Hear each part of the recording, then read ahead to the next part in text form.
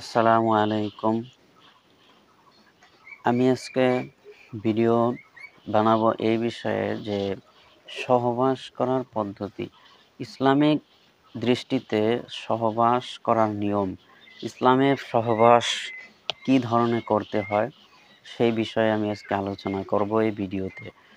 ইসলাম এমন একটা ধর্ম, খুব সুন্দর ধর্ম, সুন্দর নীতি নিয়ম, সমস্ত কাজের মধ্যে সব কিছুর মধ্যে ইসলামে সৌন্দর্য আছে, ভালো আছে, সৌন্দর্য আছে, সব কিছু ফায়দামান একটা বিষয়, একটা ধর্ম। তো ইসলামে সহবাসেরও একটা নিয়ম নীতি আছে। তো ইসলামে সহবাস করার নিয়ম হলো যে ইসলাম দৃষ্টিতে সহবাস তো স্ত্রীকে যেভাবে পারে স্বামী সহবাস করতে পারে, তাতে কোনো ইসলামের আইন কানুন কোনো বাধা নাই যে অমুকভাবে পারবে না। কিন্তু বেস্ট পদ্ধতি হলো, ভালো পদ্ধতি হলো স্ত্রী নিচে থাকবে, স্বামী উপরে থাকবে।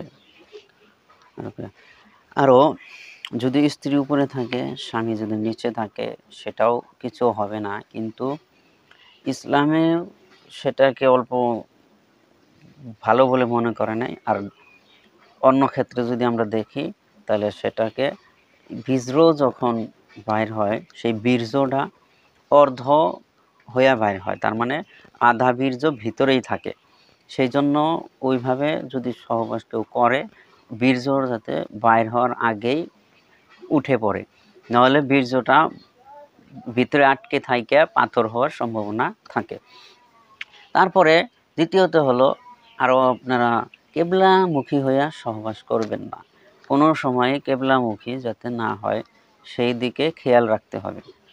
তারপরে আরও হলো, সহবাসের আগে বিসমিল্লাহ বলে সহবাস শুরু করা। একদম উলঙ্গ অবস্থায় সহবাস না করাই ঠিক। একটা কাপড় সাপড় নিয়ে সহবাস করতে হবে। তারপরে সহবাসের পরে ঘুমানোর আগে যদি গোসল দেওয়ার সম্ভব না হয়, অজুটা করে ঘুমাবে। তারপরে লজ্জাস্থান ধুয়ে নেবে তার আগে। এইভাবে ইসলামিক দৃষ্টিতে সহবাস নিয়ম।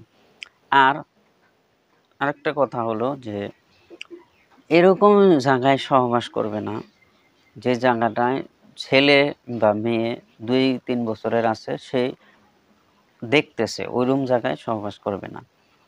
সেটা না করা ইসলামে নিষেধ করেছে সেটা করতে।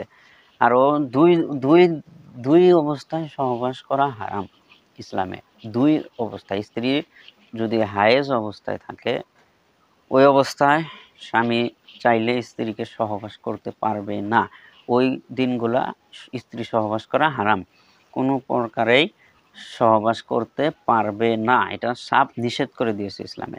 আরেকটা অবস্থায় হলো নেফাস অবস্থায় থাকা অবস্থায় স্ত্রীকে সহবাস করতে পারবে না স্বামী। এই হায়েজ আর নেফাস কি, এই বিষয়ে আমি পরের ভিডিও বানাবো। আপনারা ভিডিও দেখতে থাকুন, সাবস্ক্রাইব করুন, তাহলে আপনারা বুঝবেন যে হায়েজ অবস্থায় নিষেধ, সেটা কোন সময় আসবে বুঝতে পারবেন। নেফাস কি জিনিস সেটা বুঝতে পারবেন। তাহলে এখনকার মতো ভিডিও এখানে আর ওই আলোচনা হবে না। আরও কথা হলো যে ইসলামিক দৃষ্টিতে সহবাস করবেন আপনারা এমন পদ্ধতিতে সহবাস করবেন যে স্ত্রীরও যাতে ওরকম বেশি কষ্ট না হয়। আরও আপনি যখন স্ত্রীর উপরে থাকবেন, স্ত্রী যখন নিচে থাকবে, সে অবস্থায় যদি বীর্য বাহির হয়, হ্যাঁ, সম্পূর্ণ আপনার শরীরের ভরটা স্ত্রীর উপরে দিবেন না। এইরকম হলো ইসলামের দৃষ্টি। আরও বহুত আছে যে ইসলামের সহবাস করার পূর্বে আপনি ভালো করে, হ্যাঁ, দাঁত ব্রাশ করে নিতে পারবেন।